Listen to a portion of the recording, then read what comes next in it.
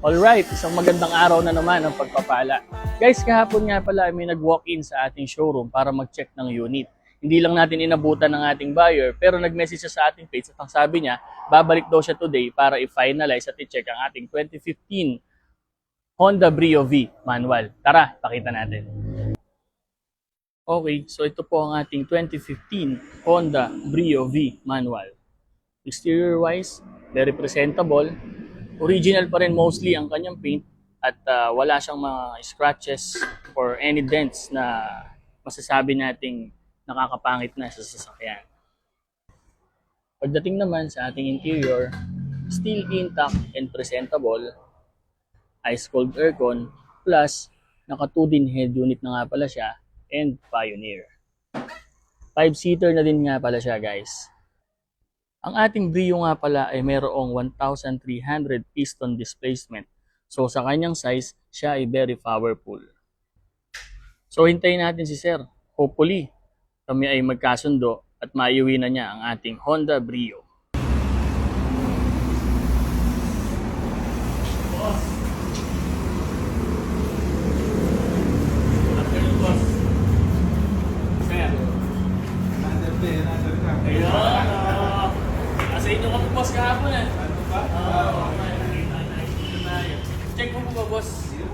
Okay na? Yung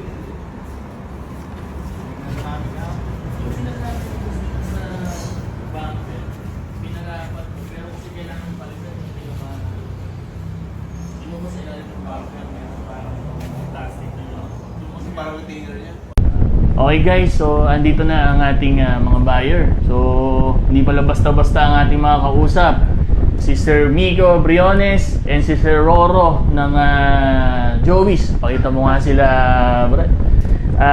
Yun, mukhang ang gagawin lang nila sa ating Brio mukhang gagawing laruan ng ating mga boss. Sir, kamusta naman ba sir ang experience nyo? Kumbaga ano po ba ang masasabi natin sa ating Brio? Okay naman siya. Maganda at pakinis. Ayun. Si Sir, kilala yung Joey's Restaurant. I-plug na rin natin. Boss, ano ba masasabi natin? Okay na okay. Ayos na ayos ang business. Ayun. Boss, maraming salamat. Halos di na nila chinek yung sasakyan kasi chinek na daw nila kahapon yan. So, magbabayad na sila, boss. Kukunin na nila ang ating Honda Brio. Okay guys, maraming salamat. Thank you. Boss, thank you. Boss, thank you very much. Alright.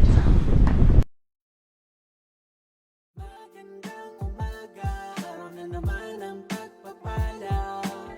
Minsan kailangan sa sarili yan tumakas sa mundo at makagala. Kasama pa ang barkada. Pamilya tunay kami all goods na. Kaya good vibes lang.